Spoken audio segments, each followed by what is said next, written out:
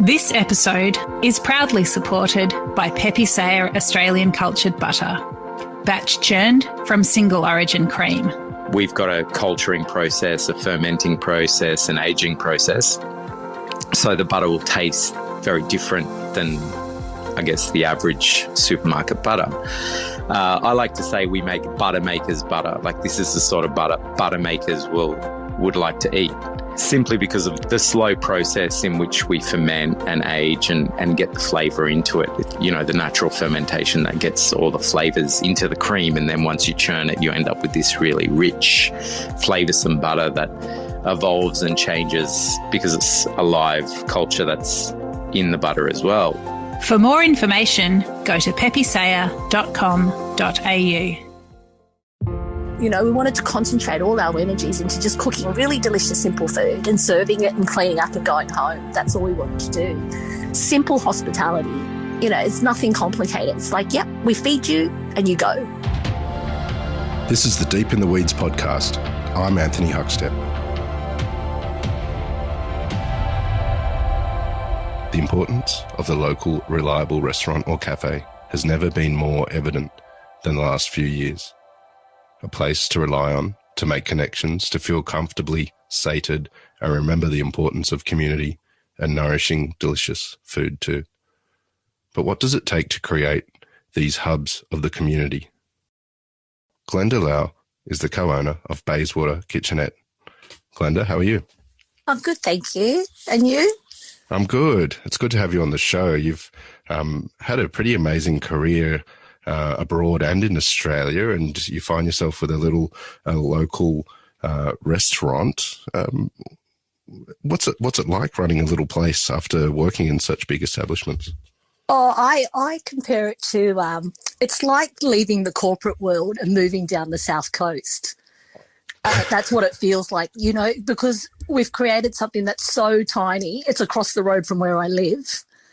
And that's basically what it is. I wake up in the morning, I wander across the road, I do some prep, you know, and then we open for a few hours at night, and I've got a pretty easy life. I'm logged off by 11 o'clock, so it's pretty easy, you know. Yeah, it's really nice. It's an 18-seater. It's tiny. Yeah. How did it come about? My girlfriend, Alessia, I met her. She was managing a cafe literally just outside my house. And so I would have coffee with her every day. And that's how we got to know each other. And then because I walk up the driveway, I can see this shop that's right on the corner all the time. And it's had various businesses there over the years. And, you know, the Felice sign would come up quite a bit. And then the Felice sign was there for almost 2 years when a Japanese business moved in. And then I found out the guys who owned the pizza shop previous to that had bought the building, and they decided not to do the pizza shop anymore. They had other businesses they wanted to concentrate on. But because it had been empty for so long, they asked a chef that they knew, which was a Japanese chef, whether or not he wanted to do it. So they fitted out the restaurant for him, put him in there, and he only lasted 6 months. So the day that he moved out, as a joke, I said to Alessia, you know, oh, did you know the Japanese chef has moved out? And she turned around and said, do you want to go and have a look? Because she's a trained chef. You know, she's from Italy, and she's got 2 degrees. She's got a pastry degree. She's got, you know, she does the savoury side of things. And I didn't realise she wanted to do it so much. So she said, let's go and have a look. And I said, well, just by chance, I know the landlord. So we called him, and he said, yeah, come and have a look. So we came in, and she said, oh, I really want to do this. Let's sit down and have a discussion. So we sat down, and we sort of had the same idea. So she said, come on, and basically convinced me to do it. And that was literally a period of 6 to 8 weeks that we decided all of this. Yeah. Well, tell us about what you're doing there. You mentioned it's such a tiny little venue. What are you doing? Well, I say it's like a nighttime cafe. You know, we've got regulars that literally just drop by. We know the community, and we just do really simple food. The idea was because I've lived across the road for almost 20 years, and they're all in this area, they're all one-bedroom studios. And so a lot of people live on their own. And the thing that my neighbours always used to say to me is, I can't believe you cook. You know, and I say, well, I eat in restaurants 5 nights a week. You know, the last thing I want to do on my weekends, I just want a home-cooked meal. I want something just, you know, simple. And then one of my neighbours said to me, well, I just go across the road and I get a pizza 2 nights a week, and it's like, well, you can't, it's not nourishing. It's not. So what we wanted to do was provide something that was, simple enough for people, especially people who live on their own. You could never. And so what we do are these dinner boxes. That was the main idea that we had, and that we built the business around it, is that providing a complete nutritious meal for one person. And so we set the dinner boxes at $15 and we cook them in a batch. We put them in containers and then you can just pick them up. But what we really wanted to do was feed the community and all these people that are alone. So that's basically the concept behind it. So when we saw the restaurant, when we saw the shop, it had this beautiful counter which you could fit 6 people on. And we thought that's perfect because you can come on your own and you don't feel alone. You can sit there, we're keeping you company, or you can read a book. But we've kept the prices below $30 for that reason as well, is so you can afford to eat it. Yeah, but really simple ingredients, and that's the way she cooks. That's the way, and that's what I said to Alessia. Italian food is that. It's all about the fresh produce, simple ingredients and things that people love to eat. You look after the front of house part of things. How do you create a wine list for that sort of offering? Oh, well, Alessia had a friend who basically works for a wine company, and we said, well, this is what we want to do. It's just really simple. We just wanted a light, medium, full-bodied, white, red, and rosé. Everything's by the glass. When you go to places and you don't need to know what side of the mountain the grapes were grown on or what year it was, this and that. It just needs to be delicious and it just needs to suit a purpose. And that's basically what we wanted. You don't need to know the name of it. You can just say, oh, it's a Sangiovese. And people go, yeah, I'll have that. That type of stuff. That's the type of list that we created. Something simple just to provide. But we also allow the option for BYO for that reason, is because in this area, a lot of people collect wine, and I don't provide orange wine. I don't have Rieslings. I don't have Sauvignon Blanc. So, you're quite welcome to bring it because we don't have the room to store it either. So we have 1 beer, 1 cider, 3 reds, 3 whites, 1 rosé and a sparkling. That's it. Because we just don't have the room for anything more. This business started before the pandemic. Did the model you create make it easier to navigate through this period of time? Well, that's where we were really fortunate, is because we only targeted the local market. When we had this discussion when we first opened, we had, I already had all these ideas. We're not going to have a phone. We're not going to, the idea was that 2011, the postcode, has 20 to 30,000 people living in this area. And so I said to Alessia, this is basically what we can target. If 2011 can't sustain our business, then we're doing something very, very wrong. And so that's basically what we did. We just concentrated on the blocks, like a radius, maybe a kilometre radius, and that was basically it, and just by chance we built it on that. But it's the dinner boxes that saved us, because that's how we started building up a local market, is that people caught on to that. The single diners caught on to it, or the people living on their own caught on to that. And then we provide meals like literally for people who don't cook either.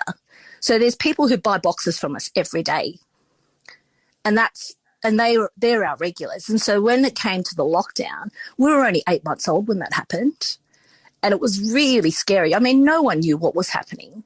It was really, it was really stressful in the sense that the rules had changed. And in all my years of experience, nothing that I knew could have been applied to it. And that's what was really stressful.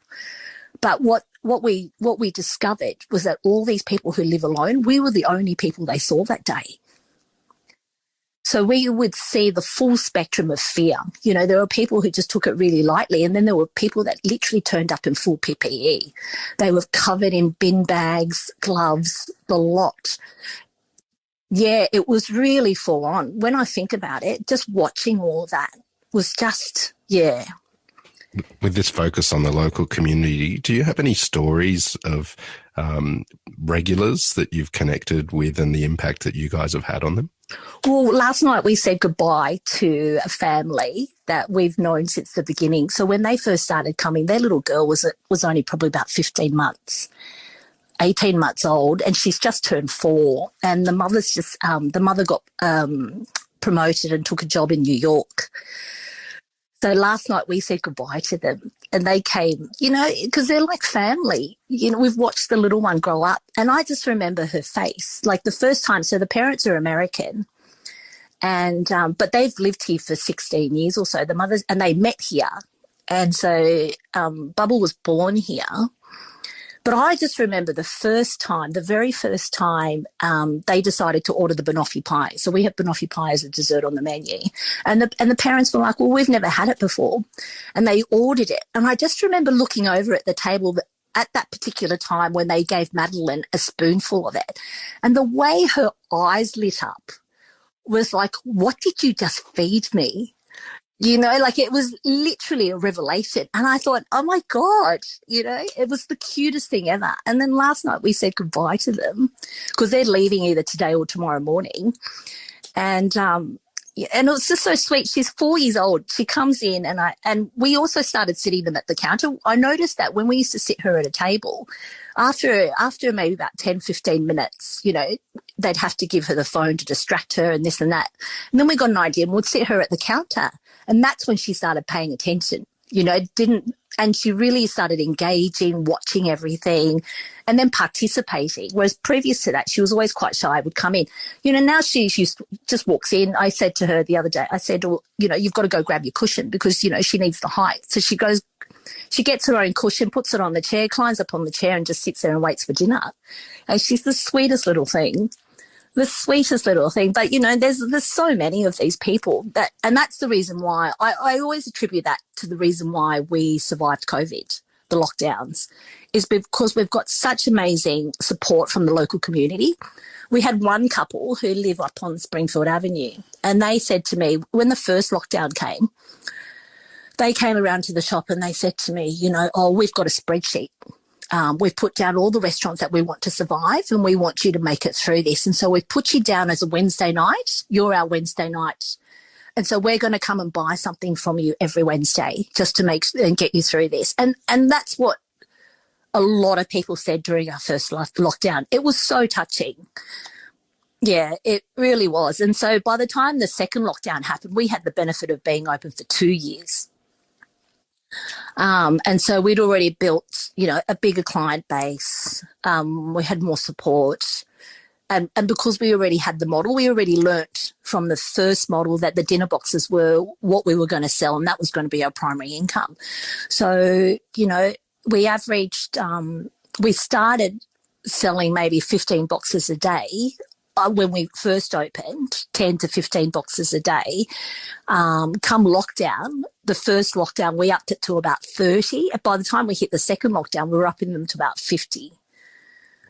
And we were making 2 separate dinners a day just to give them variety. So people would buy one for dinner and then one for lunch the next day because they were staying at home. Take us back to when you were young. What sort of role did food play in your family? Oh, it was massive. I come from a family of, I like to call them accidental restaurateurs. You know, my grandfather migrated here. My grandparents migrated here. They left China in the 50s and they migrated here and they did other things. And then my grandfather bought a restaurant, decided he was going into the restaurant business. He opened one of the earliest Chinese restaurants in Ashfield. So we were actually there the other night. We were actually there having dinner the other night. I took one of my best friends and I said to him, are you sure you've never been here? And he said, no. And I said, well, it just so happens, you know, when we were kids, because I went to school in Ashfield as well, every time we walked past this shop, you know, they would always point out this used to be your grandfather's restaurant. And it just so happens the building is still houses a restaurant and the building is still in my family. My uncle owns it now. And it's where Eton is. I don't know if you've ever been there. Eton became well known because the chef and the manager from Golden Century left and they opened it. So it's quite popular with the hospitality crowd. It's like getting Golden Century food but half the price in the suburbs. It literally is so good. So and then because of that, my mother used to finish school and was forced to go to work then. So she just went, I don't want to work in restaurants. I want to go to school. But she was forced to work there. And it just so happened as well that my father first met my mother there because he came looking for a job. And that's what we discussed on Sunday night. And just as I mentioned it, my mum said, yeah, it was back there downstairs behind. But nothing happened. I mean, she was too young at the time, but that's when they first met. They met again at uni. But food was really important. Like, it was always about food in my family. You know, being Chinese, it's always about food. But I think the important lessons were learnt from my grandfather. My grandmother was the primary cook. But when special occasions came, my grandfather would really lay it on, you know, the big steamed fishes, the braised pork dishes. He would cure like leapt and things like that. And he would make salted fish. He grew vegetables in the backyard. Like, I don't like snow peas because, I mean, I eat them, but I don't like them because, you know, he would come snow pea season. That's what you'd have for dinner every night. And he'd always say to you, do you know how expensive these are at the shops? And that's the reason why you had to eat them, you know, things like that. But the important lesson I learned from him was that, because we always used to go, oh, but rice is so plain. Why can't we put soy sauce on them? And he'd say, no, it's because you're Chinese. We don't eat rice with soy sauce. And then he said, you know, Cantonese food is really pure. It's about tasting the ingredients. We don't mask it with anything. And that's the lesson I learnt about food. You know, I remember tasting my first oyster when I was 4. My father gave me my first oyster. And then apparently every weekend after that, I was asking for them. When are we going to have oysters again? You know, but everything was centered around food because my mother has a really large extended family. Every weekend was a gathering, you know. Before we had to go to Chinese school, we'd be going to Yum Cha. My grandfather was the grandmaster of the Chinese Masonic Society. So he was always in Chinatown. And my grandmother would say, come on, we're going to Chinatown, we're picking up your grandfather. And then you'd have a meal out there, or, you know, all the uncles would be giving you snacks, just feeding you. I was a really fat kid because they were always feeding you. Tell us about the early days in the hospitality sector. What were the real key moments that made you decide that that's where you'd have a career? Well, it was because I fudged my birth certificate when I was 13 because all my friends were going to get jobs in the summer at McDonald's and I was still too young because I was the youngest person in my year. So because my dad had a home office, I basically fudged my birth certificate, photocopied it so I could get a job. I think you had to be 13 years and 7 months and I think I was only like 13 years and 4 months or something. So, and the McDonald's was only maybe about 4 blocks away from the house. And I got a job there. And my mum said, yeah, that's a good idea because what I like about McDonald's is they teach you how to clean. You know, so you'll learn important lessons there. So she said, she gave the tick of approval. She's really naive. She didn't really understand that I was too young.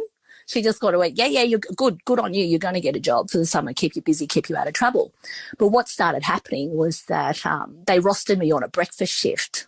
And I think I had to start like at 5 o'clock in the morning. And my dad said, no, you're not walking up there. You're too young. It was only 4 blocks away. And then he was really shitty. He didn't want to have to get up and drive me on a Sunday morning. And then one morning I set my alarm and I just walked up there and he was so upset. He just said, no, you're not doing this. So he drove up there and had a chat with my manager and said, you're not to roster her on. She's 13. You don't roster her on a breakfast shift and I'm not driving her here. It was literally 4 blocks away. So anyway, they said, well, what if but I really wanted to make some money. So they said, well, what if you get a job? We've got friends that own a cafe on George Street in the city. They said, how about we get you a job with Uncle Albert and Auntie May? And I went, really? And they went, yeah. And so that was Westside Cafe back then. So that was in between the cinemas. Oh, my God, it was so exotic. But so they would let me catch a train on my own out into the city to work for these friends. And then they would drive me home. So that was the premise. They would drive me home, but we didn't finish till midnight. So they would let a 13-year-old go to work. And then Auntie May said, oh, I'll give you, how much are you getting paid at McDonald's? I'll give you 50 cents extra. And that was my pay, you know. And I was like, yeah, this is great. So that was where I learnt, you know, that was my first experience with an espresso machine. I learnt how to carry 3 things. I learned how to carry 3 plates, you know, and it was fun. you spent a bit of time in the nation's capital doing a degree, but you also worked in some restaurants during that time. What sort of impact did that have on you? That was huge. So when I didn't want to work in restaurants, my mother actually said, it'd be good if you can get a job in a restaurant because at least I know you're being fed. And so that's what happened. My brother got a job in a restaurant and he had absolutely no experience at all. But our flatmate at the time was working at a place called China Tea Club and said, okay, we need a runner. And then they liked the fact that my brother was always smiling. And so when my brother mentioned to them that I actually had some experience from a cafe, they said, well, why don't you get her to come and work? And I said, I don't want to work. I don't want to work in a restaurant. They said, well, you just do the desk. You'll do reception. You'll answer the phones and whatever. So, all right, I can do that. And then eventually they pushed me out onto the floor. And then it was like I got the hang of it because it was my second licensed premises I'd ever worked in, but I never carried a tray, and it was really formal. Like the waiters were dressed better than the customers most days, because the owners, and this is where the owner was just the owner of China Tea Club was a group of guys from Hong Kong, Josiah Lee, who still owns Chairman and Yip, and he's part of the Chairman group. So he was, and the day that I started here, he just turned 30. And and I was so impressed. I was so impressed that this guy had this fancy restaurant. He'd already opened another restaurant previous to that, which is where they made all their money. And what Joe used to say to me was, I didn't even complete my degree.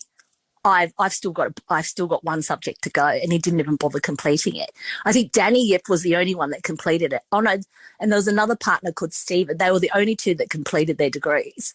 But Joe would always say to me, "Oh no, this is much more fun," you know. And I would say to him, "But I don't get it. You come from a really fancy international city like Hong Kong. Why are you in Canberra?" And he said to me, "Because there's a market here that can be exploited." That's his actual words. Where they, you know, like a big fish in a small pond. But, you know, they did really well out of it. And he taught me so much. So when they opened Madam Yip, which was in Dixon, that was where I wanted to work because it was like a cafe, but it was really fun. It was like a Shanghai style cafe. It was a mix between, and that's where I really got the taste of it. Was working for them there. And then I was part of the opening team when they opened the first Chairman and Yip on Bundas Street. That was super exciting because that was another premise. That was a restaurant that had been there for 40 years.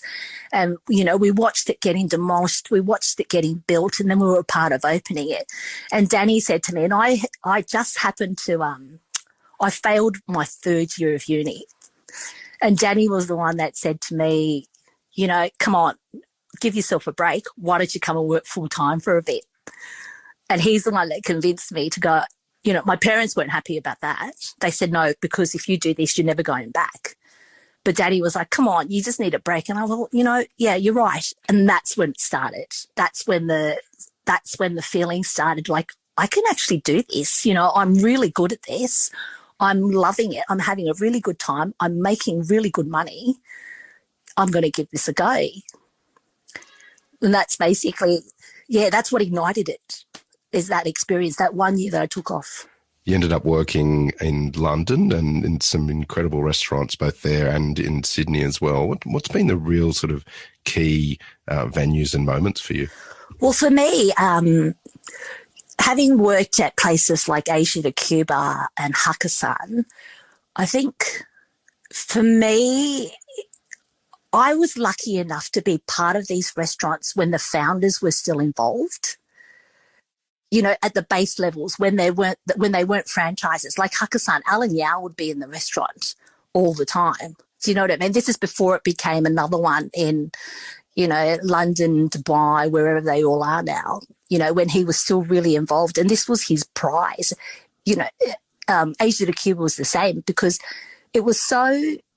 You know, being a part of a team, because St. Martin's Lane Hotel, which is where Asia to Cuba was housed, at that time was owned by Ian Schrager, the guy from Studio 54, you know, and so to be able to interact with these type of legends, it really cemented, you know, it's like, and this is pre-internet too. This is pre-internet when you could research everything. This was just word of mouth. people go, oh, you should come and work here, come and work here. You know, you could learn this, you could do that. And that's how my whole career's sort of been defined. It's like, where can I learn and what can I get out of this? You know, and it was all by word of mouth. And it's just by chance when I arrived in London, my flatmate had gone out for a drink and then bumped into someone and then said, oh, I'm working here. And then they said, oh, Glenda needs a job. And I ended up there. And then I found out that my friend Rupert was the manager there, you know, things like that. And I'd worked with him in Canberra. You know, it was like all connections like that. And that's the other thing. I realised how small the hospitality world is. The industry is around the world. And that's what made it even more exciting, is that you could drop into any country. And then as soon as someone said, oh, this is where you work, do you know this person? It's like, yeah. And then you become instant friends. It's like this instant connection, you know, this camaraderie around the world that you feel, you know, that you could travel the world and work, make money and have fun. And that's basically what it was. Just did that the whole time. I think that's the reason why I stayed being a waiter, is because you can just drop in and drop out and do whatever you want, whenever you want. When you came back from London, you worked in some incredible restaurants. Were the restaurants different to your experiences in London? Yeah. I mean, I worked at Key before I went to London, and that was in the early years. And I just remember the day that I was leaving, they had said to me, oh, there's a new chef starting tomorrow, and that was Peter Gilmore. But I couldn't stand the chef before him. Like, literally, that's why I quit and decided to go. You know, he was like a French chef, just used to scream all the time. And he was the chef that was in between Guillaume and Peter Gilmore. And, you know, it'd gone down from a 3-hat to 1-hat. So he had all these issues and he was just taking it all out on the staff, you know. But London was so exciting. It was, yeah, I'd never experienced, because that was when I was there, it was the era of the large restaurants, you know, the really super big ones like Terence Conran and things like that. You couldn't get a decent meal unless you paid £100 for it. And they were really late nights too. Kitchens were open till 12:30. So I was doing 4 sittings. Like when I was working at Huckstep, I was opening at 6 and the last orders were at 12:30. I was literally doing 4 sittings in my section.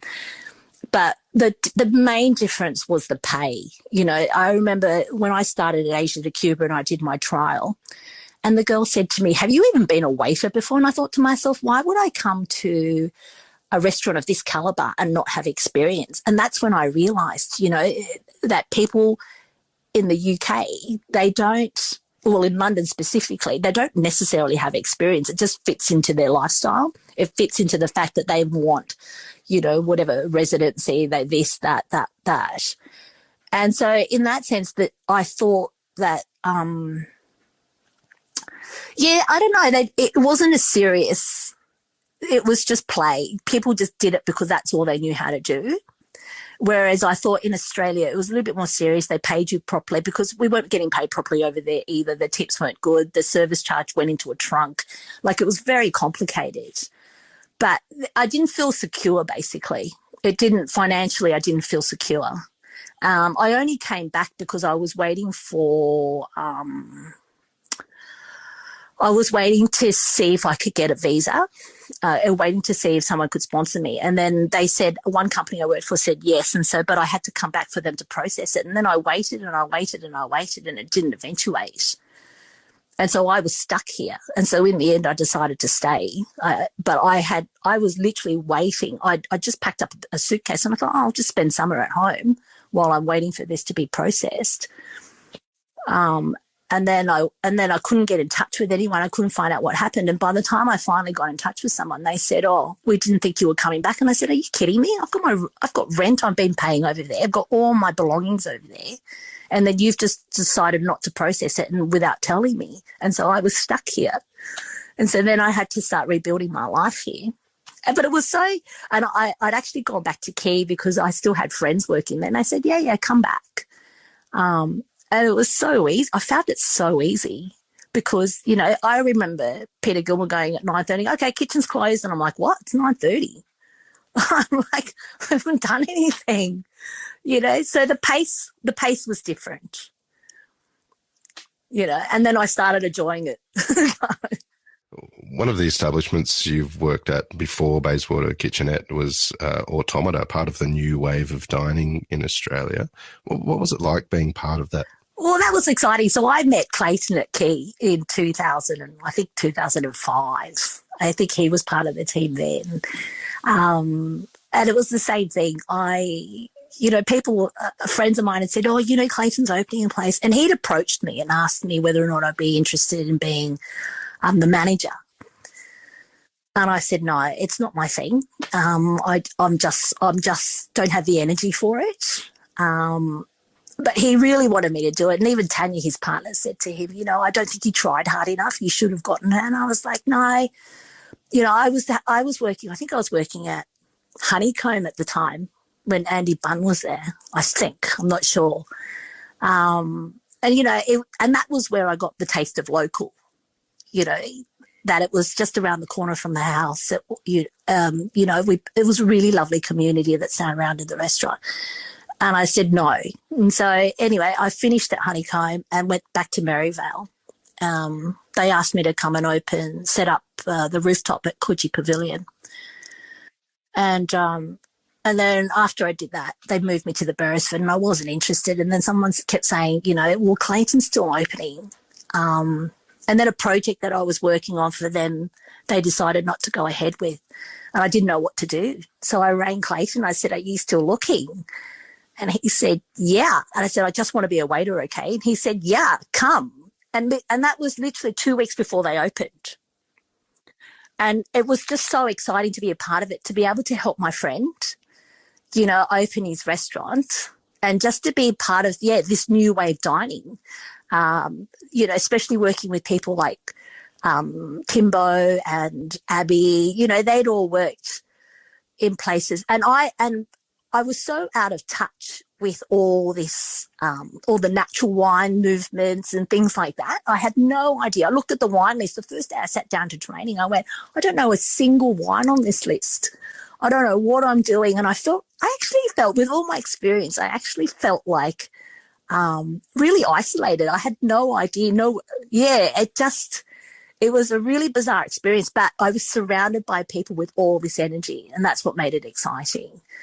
Yeah, and his food's amazing. I love the idea that he wanted something casual, but because he only knew how to cook fine dining food, that's what it was. Kept the price at $88. It's going to be fast-paced. It's going to be loud. I went, yeah, I can do this.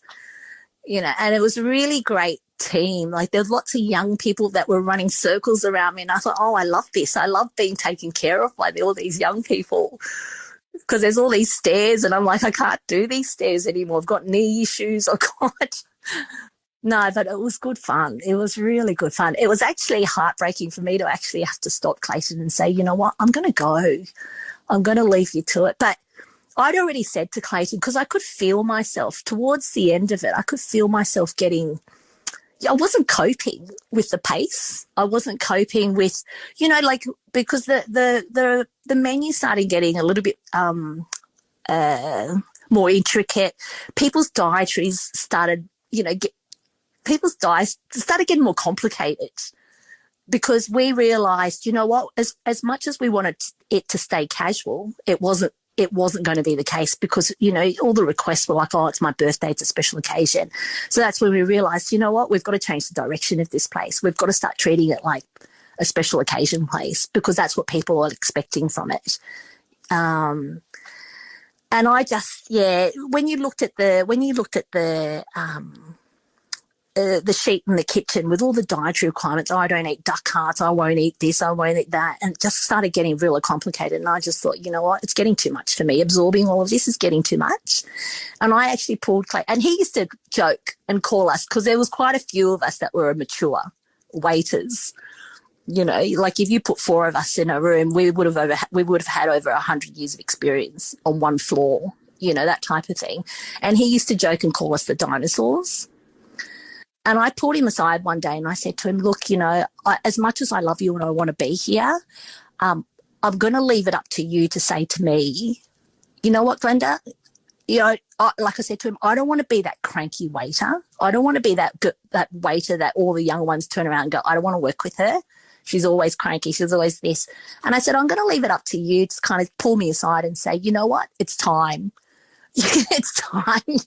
But he never did. And so the day that I had to do it, I had to say to him, I'm going to leave you to it. I'm going to go, and I've decided I'm going to open my own business with a friend and have an easy life. Are you going to be okay? And we kind of just stood there, we looking at each other with tears in our eyes. And he goes, I understand. And I said, I know, but you've got a really good team around you. You don't need me here anymore. I'm lucky to have been a part of it. Oh, look at me, I'm getting emotional. Well, you created your own venue after that and made incredible connections with the local community. What sort of impact has that had on you? Oh, it's amazing, because I've lived in this community for so long. Oh, sorry, Huck. That's okay. Take your time. This is I said, I love this community. I love this block. I love living here. I just love the people. That's just a mix of all these people that live here. You've got students, you've got people with heaps of money. Yeah, it's just a really vibrant community here in 2011. Potts Point, Rushcutters Bay, Elizabeth Bay. It's just, and it's been really special. We call it a nighttime cafe. I don't serve coffee. I don't even have a coffee machine. People go, can I get skim cappuccino? You go, no. Why not? They expect me to be a restaurant, but I'm not. We're a kitchen. I just want to remind them that. I go, if I could tick a kitchen box on all the forms that I've filled out, I would have ticked that, but you can't expect all these things from me, because that's what we're not. We set these rules. People go, I can't believe, when all the other restaurateurs in the area came to check us out, because we were really lucky. Lee Tran Lamb, wrote us up and this and that, and Joanna Saville did a write-up in Qantas magazine. So everyone was coming going, all these other restaurateurs are like, what's going on here? How did you get all this publicity? Are you paying for PR? I'm like, no, we're just really lucky, that we found a niche in the market and we just cater for them. Oh, what do you mean? You're not open Friday lunch? You're not open Saturday night? It's like, no, because there's two of us. There's two of us. We cook, clean, serve. That's why I don't have a phone, because I don't have time to be answering a phone. I've got 8 tables. To be able to hear the phone ringing all the time and just to go, I'm sorry, I'm fully booked. Oh, no, I don't have a table. No, I'm not open Saturday. I can't do that. We wanted to concentrate all our energies into just cooking really delicious, simple food and serving it and cleaning up and going home. That's all we wanted to do. So to get people in this area that understand it, and that are okay with it, because I find people who are agitated that we don't have a phone, they're not the type of people we need, or the people that are going to come. But the people who have sought us out, or walked past and said, oh, I'd really like to have a meal. Yeah, come on in, sit down. It's really simple. It's just simple hospitality. It's nothing complicated. It's like, yep, we feed you and you go. It's done. That's the purpose of it. We just wanted you to have a nutritious, delicious meal, and we're done now. So, and people get that. And that's what's really lovely about it. And people walk past with their dogs. Everyone's always saying hello. Everyone's always waving. You go shopping and you see people. There's people that follow me in Harris Farm markets to see what produce I'm picking. And they'll say to me, because I shop there every day for the shop. I go there and I look at the vegetables and I pick what we need every day. So when people see me there, it's like, oh, what are you buying today? Oh, how do I pick this tomato? What type of mango are you picking? It's that type of thing. It's like, yeah, so it's really lovely to be a part of this community. Yeah. You didn't expect a career in hospitality and you had your arm twisted to open your own venue. What is it that you love about what you do? Because I find it really easy. I'm like that lazy waiter. I don't have to put too much effort into it. And I get paid and I get to live and I get to do the things that I want to do. It's pretty simple. That's pretty much it. There's not much to it. And I've had a lot of fun over the years doing it. It's not, I've had the opportunity to travel. I've had the opportunity to meet amazing people, work with amazing people, learn so much. That's pretty much the basis of it. There's not much to it. Well, Glenda, your influence on so many diners in Sydney is incredible, and we're very honoured to have you on Deep in the Weeds today to hear your story. Please keep in touch, and we'll catch up again soon. Oh, thank you. Thanks for the opportunity. I can't believe it, though. Like, seriously, who wants to talk to a waiter? No one ever wants to talk to a waiter. But thank you. No, really, thank you, Huck. This is the Deep in the Weeds podcast. I'm Anthony Huckstep. Stay tuned as we take a deep dive into the lives of the incredible people who ply their trade in the food and hospitality sector. Special thanks to executive producer Rob Locke for making this all happen. Follow us on Instagram at Deep in the Weeds Podcast or email us at podcast@deepintheweeds.com.au. Stay safe and be well.